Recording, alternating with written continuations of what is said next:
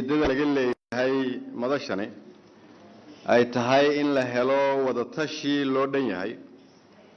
si aan u yeelano bay'ad ganacsiga u saaxiib ah taasoo ganacsatada dalka u fududeynaysa howlaheeda si loo helo shaqo abuur iyo kobac dhaqaale oo aasaas u ah horumarka ummadda Soomaaliyeed.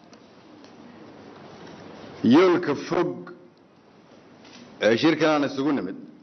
waxaan aaminsanahay inuu yahay in xoog la saaro ilaha dhaqaalaha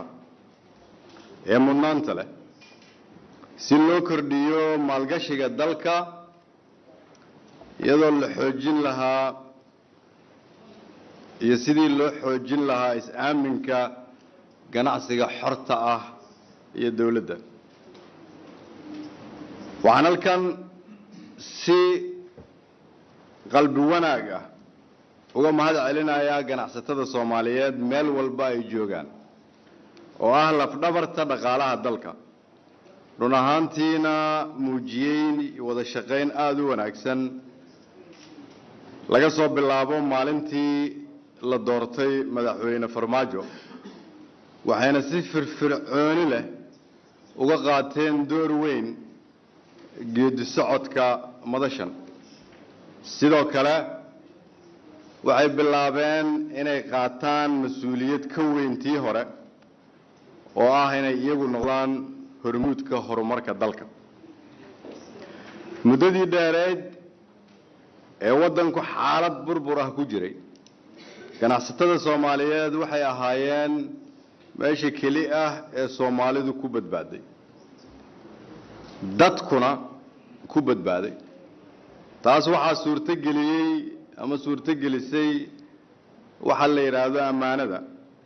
oo ah shayga ugu horeeya oo aan ka baran karno ganacsatada. amaanada ayaa ah furaha dawladnimada dhabta ah. amaanada ayaa ah ganacsi koboc leh. amaanada ayaa keenta dal mustaqbal leh. sanadkii aan soo dhaafnay ee 2017 ganacsatada Soomaaliyeed waxay bixiyeen canshuurtii ugu badneed ee dawladdu soo ururiso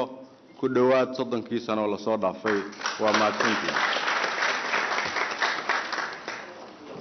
sanadka 2018 waxaan aaminsanahay markuu dhamaado haddii Ilaahay yiraahdo isna inuu noqon doono sanad canshuurta ganacsatada ay bixiyeen ay ka sii badan tahay sanadkii 2017. in dakhliga dawladdu ay kor u kacdo waxay dhalisay in mushaarooyinka ciidamada iyo shaqaalaha dawladda la bixiyo. waxa kale ay dhalisay in adduunka kale aan tusno aaminaadii idinka baranay. waxaana tusaale u ah in markii ugu horeysay muddo ku dhow 30 sano bangiga adduunku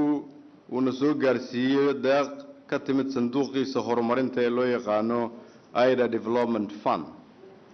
waxa kale oo markhaati u ah horumarka dawladnimada iyo dadaalka aad muujiseen in sidoo kale midowga Yurubna iyaguna ay bilaabeen inay abaal mariyaan dadaalkeena oo iyaguna ku caawiyaan dadka Soomaaliyeed deeq miisaaniyadeed oo u dhiganta $120. waxa kale oo ogtihiin in sanadkii ina dhaafay kobaca dhaqaalaha Soomaaliya uu ka badnaa sanadihii la soo dhaafay. sanadkan haddana aan aaminsanahay in u dhaxayso 3 ilaa 4% in dhaqaalaheenu kor u sii kici doono. waxa kale oo ogtihiin in sicir bararku hoos u dhacay. waxa kale oo ogtihiin in awoodda waxgadashada ay kor u kacday. waxa kale oo ogtihiin in ganacsatada ama ganacsiga la diiwaan geliyay uu ku dhawaad laba jibaarmay. sida ku cad warbixinada ka soo baxa hay'adaha dhaqaalaha adduunka. intaas oo dhami waxay tusaysaa in shirkan maanta la isugu yimid oo muujinaya wada shaqaynta diiran uu wax ka taray kana tari doono kobaca dhaqaalaha waddanka oo ah sidaan hore u sheegay aasaaska horumarka ummadda Soomaaliyeed. laakiin waxaa la rabaa haddii aan nahay Soomaali iyo dadka walaalaheena oo nala jooga inaan xaaladda dhaqaale ee waddankeena aan xaqiiqda ka sheegno waxaa la rabaa inaan u barbar dhigno dawladaha deriska waxaa la rabaa inaan ogaano maxaa naga burburay ku dhawaad 30 sano la soo dhaafay haddii marka aad eegto waddankeena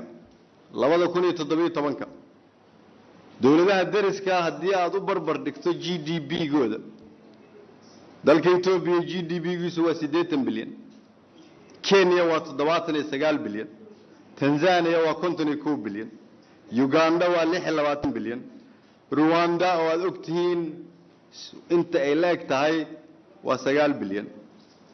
Soomaaliyana waa qiyaastii 7 bilyan GDP-gaan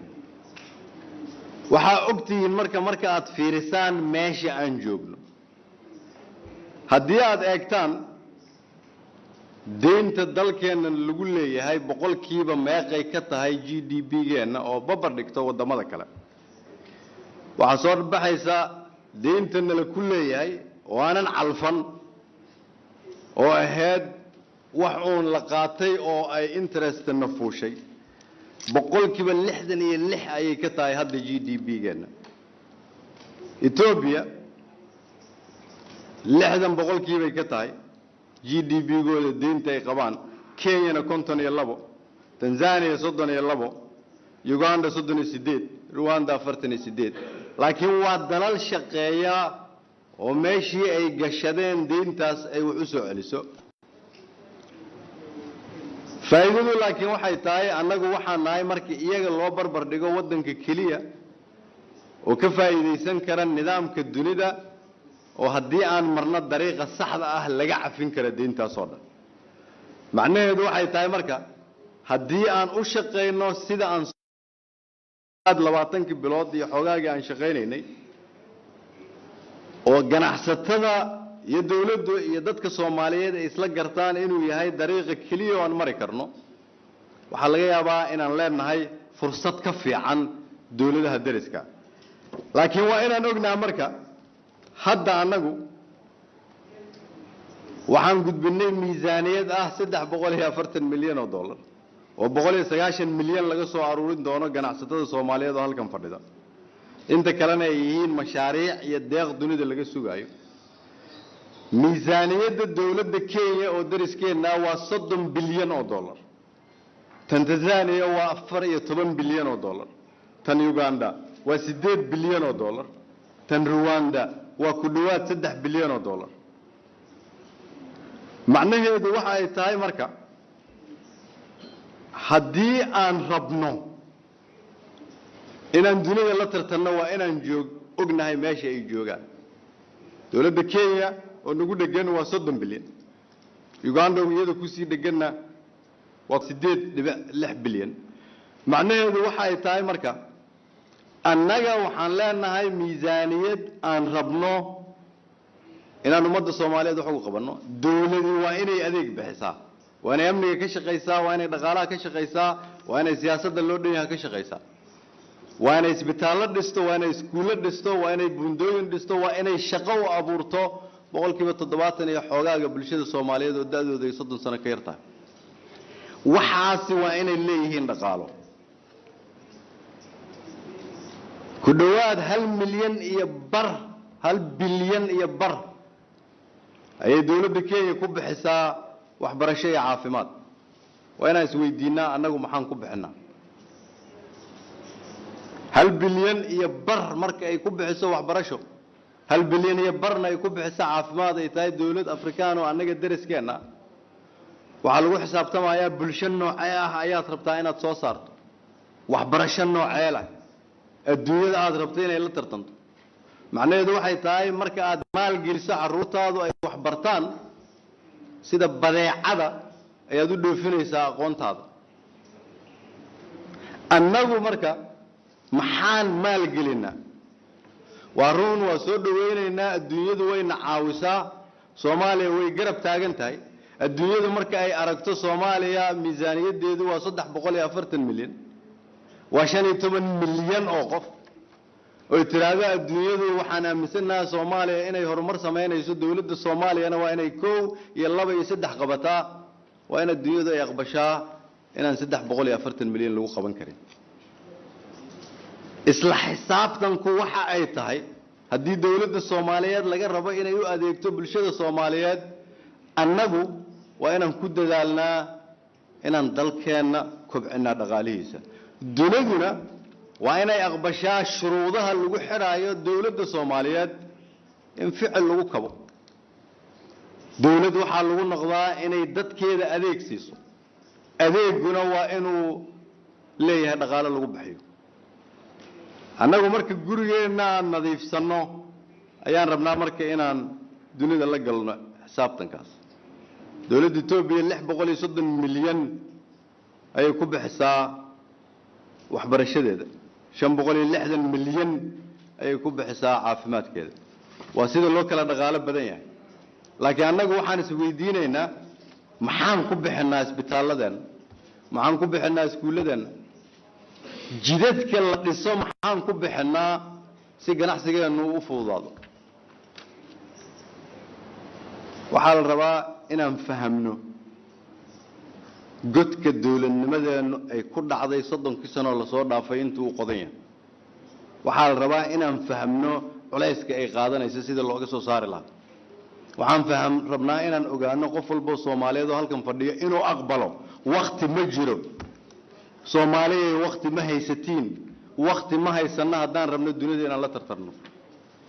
carruurteena haddii aan rabno inaan u sameeyno mustaqbalka dunida ay carruurteedu u sameysatay waa in dhaqankii dawladnimada hore wax laga bedelaa waa waxa aan ku shaqeynayno si aan marka dhaqaalaha u xoojino waxaa loo baahan yahay in dawladda iyo ganacsatada ay gacmaha isqabsadaan dawladda waxaa looga baahan yahay inay samayso istiraatiijiyad cad suuro gelinaysana in wax soo saarku kordho maalgelinta la fududeeyo wax dhoofinta la dhiirigeliyo si waddanku u helo lacag adag oo ku filan 2017 waxaan dibadda ka soo iibsanay iyo waxa aan dalka ka dhoofinay waxay kala badan yihiin in ku dhow 2.5 bilyan oo dollar sidaas daraadeed waa inaan ka fikirnaa sidii aan ku dhiirigelin lahayn inaan nambarkaas hoos u dhignaa waxaa kaloo loo baahan yahay in dawladda iyo ganacsatadu iska kaashadaan sidii dalka deynta lagu leeyahay looga cafin lahaa waa soo dhaweynaynaa bangiga adduunka sida sharafta leh ay noo garab taagan yihiin waa soo dhaweynaynaa martida IFC ka timid laakiin weli inta ay joogaan waxaan idinku caawinaynaa inaan idin siino talooyin intay advisory ay ku xiran tahay macnaheedu waxay tahay kilometerka ugu horeeyay maanan gaarin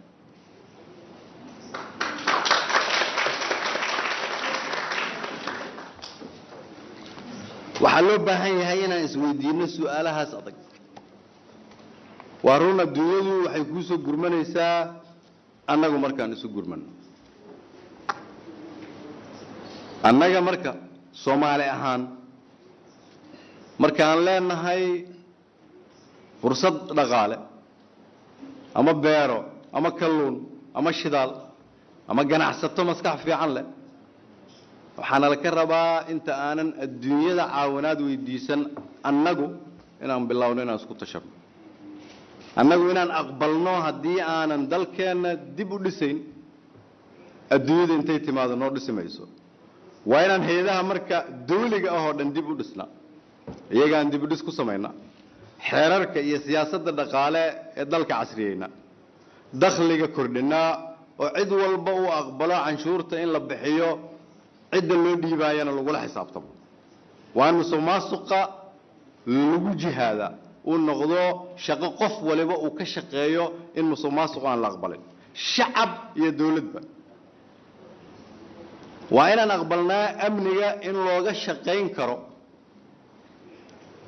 in dhaqaalaha la kobciyo in bulshada adeeg la siiyo in siyaasad loo dhan yahay oo lagu midaysan yahay laga shaqeeyo in ciidan qaran la sameeyo waa inaad ogaatiin inay isku wada xiran yihiin waa inaad ogaatiin in qof walba oo Soomaaliyeed marka looga baahan yahay inuu doorkiisa qaato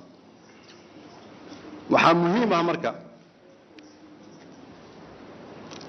inaan ka fikirno inaanan wax soo dhoofsan mustaqbalka aan anagu dhoofino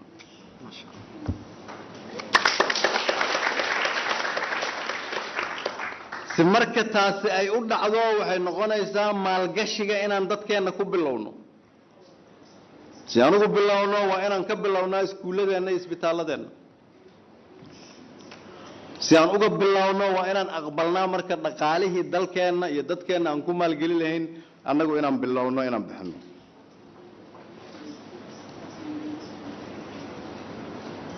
waddanku marka waxa uu leeyahay fursadaad weyn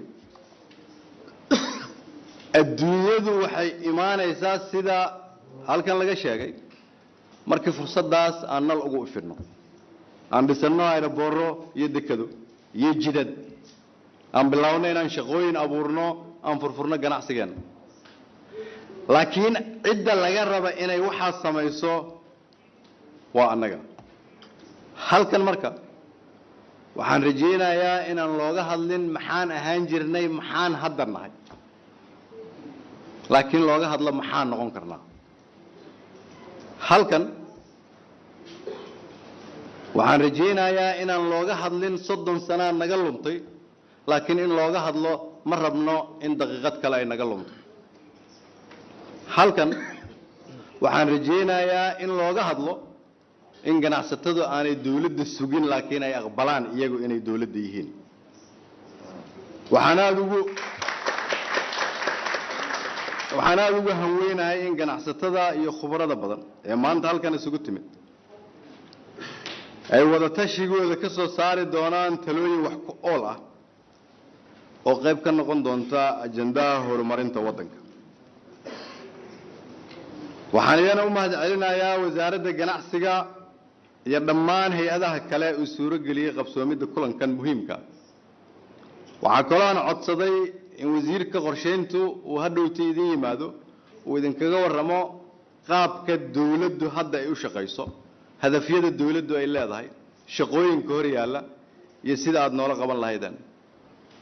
waxaa kaloo u mahadcelinayaa walaalaheenna dunida nooga yimid oon rabaa inaan u sheego dadka iyo dawladda Soomaaliyeedba waxay ka midaysan yihiin in dalka dib loo dhiso laakiin waxaan rabnaa dunida inaanay Soomaaliya ula dhaqmin siday ahaan jirtay ama ay siday hadda tahay laakiin Soomaaliya ay ula dhaqanto sida ay noqon doonto